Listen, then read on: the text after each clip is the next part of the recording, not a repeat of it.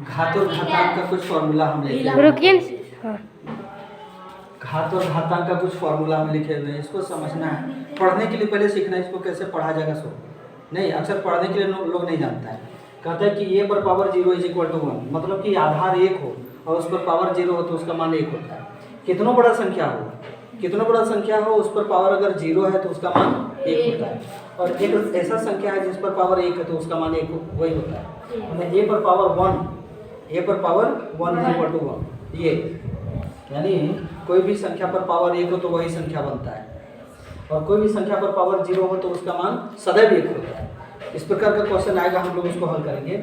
और a पर power m into a पर पावर n, मतलब ये आधार सेम हो गुना में हो तो पावर जुटता है। इसको ऐसे समझो, a पर पावर m इंटू a पर power n is equal to a पर पावर m प्लस n, मतलब आधार सेम हो और गुना में हो तो पावर जुटता है।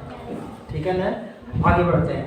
a पर power m divided by a पर power n is equal to a पर पावर m माइनस n, यानी अगर आधार सेम हो और भागा में हो, आधार सेम हो और भागा में हो तो पावर घटता है।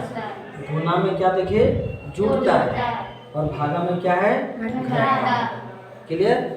a पर पावर m पर पावर n माने एक आधार एक ही और उस पर 2 पावर है, तो ये दोनों पावर आपस में गुना हो जाता है, दोनों पावर आपस में गुना हो जाएंगे।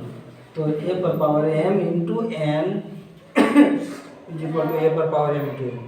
सही है, आगे बढ़ते हैं। आधार सेम था तब a पर पावर m a पर पावर m इंटू b पर पावर m, आधार अलग अलग हो, और पावर एक ही हो तो दोनों आधार आपस में मल्टीप्लाई हो जाएगा, दोनों आधार आपस में मल्टीप्लाई हो जाएगा और पावर m कंप्लीट।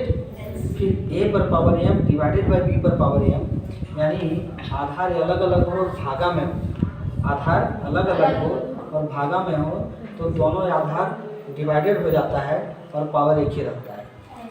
इधर एक फॉर्मूला लिखे हुए हैं कि a पर पावर माइनस m, a पर power minus m is equal to a पर 1 बटे a पर पावर m, मतलब माइनस हटाए इसलिए 1 आया, ये जो माइनस है उसको हटाए तो 1 आया और a पर पावर m। अगर ऐसा रहे यहाँ 1 बटे a पर पावर m तो उसको लिखेंगे a पर पावर माइनस m, उसको क्या लिखेंगे a पर पावर माइनस m। तो घातांक का मोटा मोटी यही फॉर्मूला है। अब इसके आधार पर हम एक्सरसाइज हल करेंगे। ठीक है, कुछ सेकंड